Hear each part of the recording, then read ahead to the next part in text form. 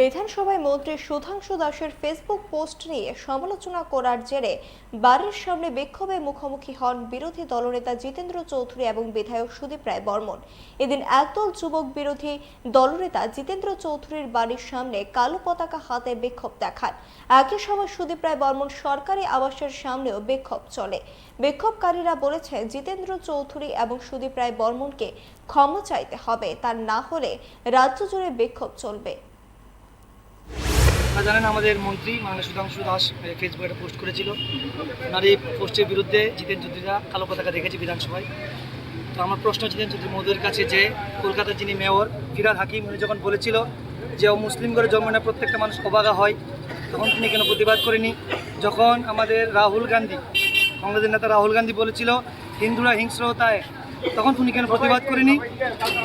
ভারতবর্ষে থাকতে হলে হিন্দুদেরকে সম্মান করতে হবে এবং ওনাকে আমরা বিক্ষোভ চাইলে যদি উনি ক্ষমা না চাই, আমার ত্রিপুরাবাসীর কাছে, রাজ্যবাসীর কাছে ক্ষমা চাইতে হবে।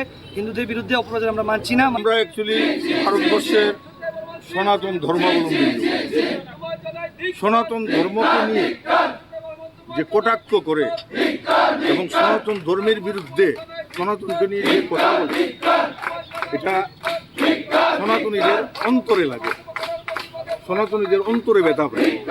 एक्चुअली सनातन धर्म जो वो धर्म है जो मानव कल्याण का रास्ता दिखाता है, सनातन वो धर्म है जो सबको लेके सबको समान समान भावे देख के चलता है।